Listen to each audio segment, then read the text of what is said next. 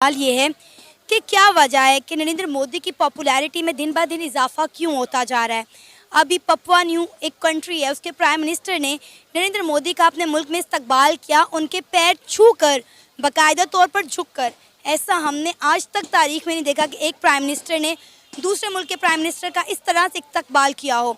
फिर उसके बाद हम बात करें तो ऑस्ट्रेलिया के प्राइम मिनिस्टर कह रहे हैं कि नरेंद्र मोदी जो हैं वो बॉस हैं, और इसके साथ साथ जो बाइडन ने नरेंद्र मोदी से ही पूछ डाला कि ऐसी क्या वजह है कि आप इतने ज़्यादा फेमस हैं। नरेंद्र मोदी दिन ब दिन तमाम कंट्रीज़ के जो पीएम हैं उनके दिलों में घर करते जा रहे हैं।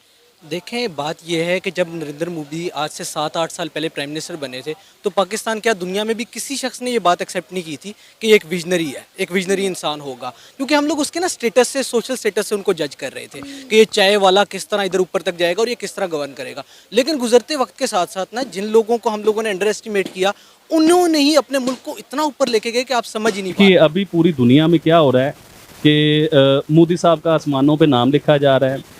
किसी मुल्क के वज़ीर आज़म जो हैं वो मोदी साहब के पाँव छू रहे हैं। अमेरिकन जो सदर हैं वो मोदी साहब को प्रोटोकॉल दे रहे हैं और मोदी साहब को बॉस कहा जा रहा है। बिग बॉस जो होते हैं ना, उन्हें बॉस कहा जा रहा है। के हवाले से बात करते हुए बोला है। और ऑस्ट्रेलिया के प्राइम मिनिस्टर ने जो स्टेटमेंट दी है इंडिया के प्राइम मिनिस्टर के बारे में, वो आपने शायद सुनी होगी। उन्होंने बोला है मोदी, प्राइम मिनिस्टर मोदी दी बॉस, उन्होंने बॉस बोला है। तो इसका मतलब ऑस्ट्रेलिया भी इंडियन एजेंट, इंडिया ऑस्ट्रेलिया के प्राइम मिनिस्टर इंडियन एजेंट, बिल्कुल एजेंट। जापान के प्राइम मिनिस्टर इंडियन एजेंट, इसके अलावा पपुआ के प्राइम मिनिस्टर तो बिल्कुल पक्का रहा के एजेंट। पूरी दुनिया इस टाइम रहा की और वो मोदी साहब के एजेंट बन चुके हैं, वो इंडियन एजेंट हैं। तो आबिद अली के ऊपर तो पहले ही थप्पा लगाया है। और आप करते क्या हो, जो इंसान आपको एक सच्चाई की तरफ लेके जा रहा है, एक सच बताना चाह रहा है, मुझे किसी से क्या लेना है, मैं हमेशा ये कहता हूँ, मैं तो सच बोल रहा हूँ ना अपने मुल्क को ऊपर ले जाने के लिए।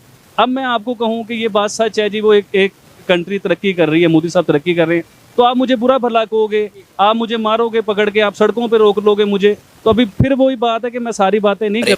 अब दुनिया के अंदर आईटी सेक्टर का एक हब है इंडिया, और यहाँ पे 3 आईटी हब्स बना दिए उसने। कलकत्ता के अंदर बनाया, चेन्नई के अंदर बनाया, और तीसरा भी एक जगह पे उन्होंने आईटी सेक्टर के अंदर बहुत ज़्यादा काम करवाया। और विजनरी बहुत बड़ा वो निकला। उसने कश्मीर के अंदर अपना एक जो बयानिया वो बड़ा बेहतर तरीके से चलाया। आपकी फॉरेन पॉलिसी के अंदर नरेंद्र मोदी के आने से पहले जो था वो बड़ा एक डाउन स्ट्रीम था उनकी तरफ से कि वो आप लोगों को इस कदर जो है आपके खिलाफ नहीं थे।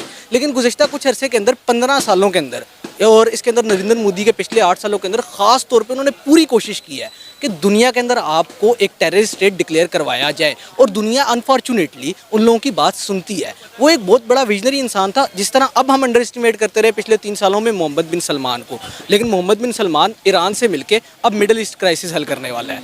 तो ये जो हम लोग अंडर एस्टिमेट करते रहे मोदी साहब को, यही मसला।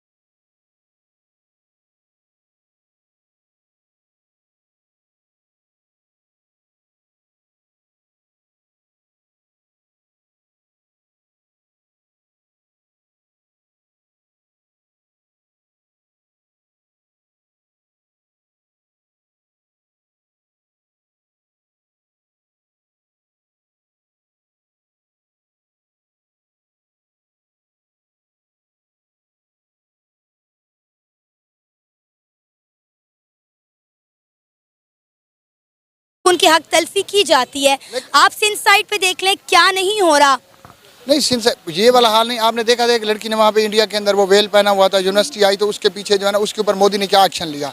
बात तो ये है ना कोई करने वाली, ठीक है, एक अकेला मोदी, ठीक है ना, तो मोदी को तो कोई, वो उसने तो वैसे कश्मीर के अंदर क्या किया, आर्टिकल जो 73 जो उन्होंने लगाया था, उसके बाद आपने देखा कि वहाँ पे क्या है। अंदर मोदी को इतना फेमस नहीं है, ये है कि उनकी IT इंडस्ट्री थोड़ी अच्छी। वो काफ़ी अरसे से, यानी कि एक तो उनका अपना नज़रिया है RSS का, जिसको वो भरते हैं, उनकी इंडिया में काफ़ी पॉपुलैरिटी है, इसी वजह से उनकी बाहर भी इज़्ज़त है, और इंडियन कम्युनिटी भी एक बहुत ज़्यादा बड़ी है, और फॉरेन पॉलिसी, इकॉनमी, जब ये सारी चीज़ें आप